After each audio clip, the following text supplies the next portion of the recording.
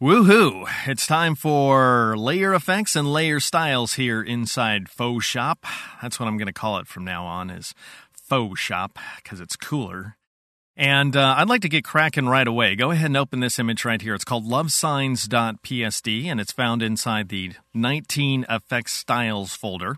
And it contains my very own hand here, finger spelling the word love. And in case it looks like I've got the L backwards, it's because... That's right, I'm left-handed. My old excuse that I use over and over again. It's because I am a minority as a left-hander. But not so much as a Caucasian. I've got the palest hands on the face of the planet. My hands don't get out much.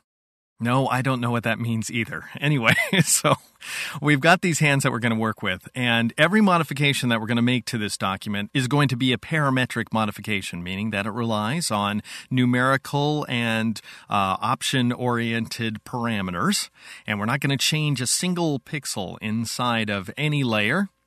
Now, I've got my layer comps palette visible on screen here, and you might say, hey, Deke, you changed your palettes around. You moved that guy over on top of layers. Yes, I did.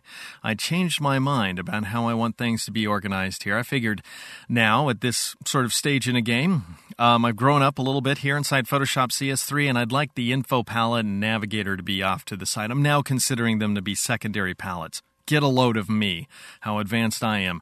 Anyway, I'm looking at the raw elements comp right now. Why don't we switch ahead of comps so that we can just see where we're going inside of this image. This is just a little preview of upcoming events here. So I'll click on the right pointing arrowhead and notice how richly colored my hands are now. They're so beautiful. And they have these nice drop shadows, and it's set against sort of a bordered sky, and the colors are popping a little bit more in the sky, I think. And my sort of severed hands here, look more 3D than ever. And this is all because of layer styles.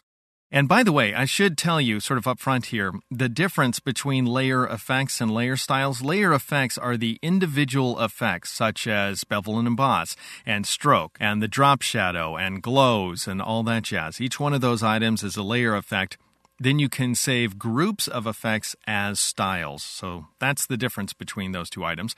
But they often get used, the terms often get used interchangeably. All right, let's advance to the next layer comp right here, because layer comps, you may notice, can save style states. All right, so I'm going to click the right arrowhead to advance to disco hands, which are sort of differently colored versions of the hands with inner glows going on here.